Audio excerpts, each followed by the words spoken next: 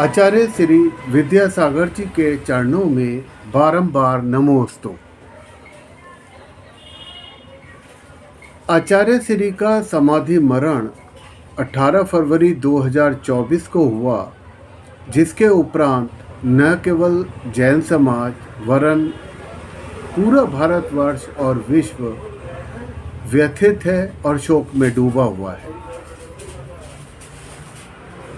यह व्यथा और शोक का अवसर है, परंतु साथ में एक भाव यह भी आता है कि हर जैन साधु की इच्छा समाधि मरण लेने की होती है, ताकि मोक्ष प्राप्ति तक उनकी अध्यात्म की साधना अनवरत निर्बाध चलती रहे। आचार्य श्री आचार व्यवहार के इतने पक्के और अनुशासित थे कि उनको न केवल चलती फिरती जिनवाणी कहा जा सकता है, वरन साथ ही वो चलते फिरते तीर्थ भी थे।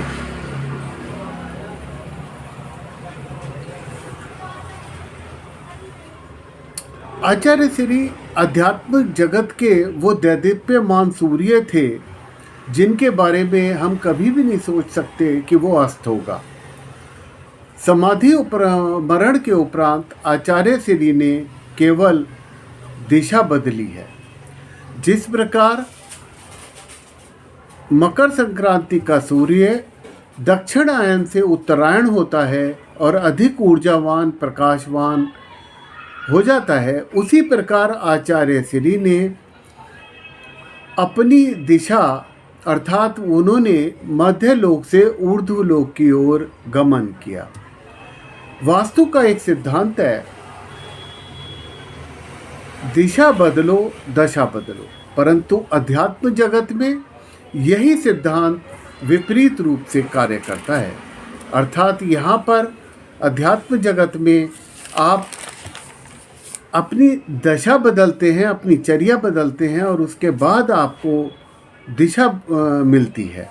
कहने का तात्पर्य है कि हमें जिस प्रकार आचार्य श्री ने अपनी चर्या की, जीवन में अनुशासन किया, ज्ञान प्राप्त किया, सम्यकत्व प्राप्त किया, उसी प्रकार हम भी अपने जीवन में प्राप्त करें। उन्होंने ये सब चर्याएं की, ये सब दशा प्राप्त की। इस दशा को प्राप्त करने के बाद ही वो दिशा बदल सके, अर्थात मध्य लोक से ऊर्ध्व लोक की ओर गमन कर सके। ऊर्ध्व लोक की ओर गमन करने का अभिप्राय अध्यात्म साधना का उद्देश्य सिद्ध शिला पर जाकर विराजमान होना है, यानी कि मोक्ष प्राप्ति करना है। तो अध्यात्म जगत में हम दशा बदलकर अर्थात चर्या बदलकर सम्यकत्व को प्राप्त करके इन सब चीज़ों को अपने जीवन में ग्रहण करके तभी हम मोक्षगामी जीव बन पाते हैं, सिद्ध शिला की ओर गमन कर पाते हैं।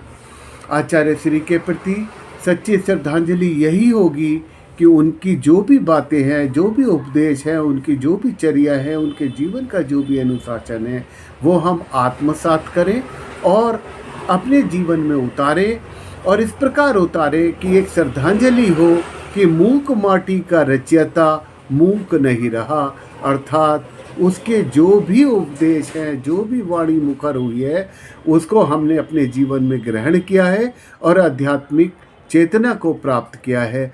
जिस प्रकार आचार्य श्री के सानिध्य से ही मानव चेतना आध्यात्मिक जगत में जागृत हो जाती थी, अग्रसर हो जाती थी, उसी प्रकार उस दैदीप्यमान सूरज की प्रकाशित किरणें, ऊर्जा हम निरंतर ग्रहण करते रहेंगे, अपने जीवन में उतारते रहेंगे। इसी रूप में निरंतर हमारी श्रद्धांजलि आचार्य श्री के चरणों में रहेगी। आचार्य श्री को नमोस्तु, बारंबार नमोस्तु।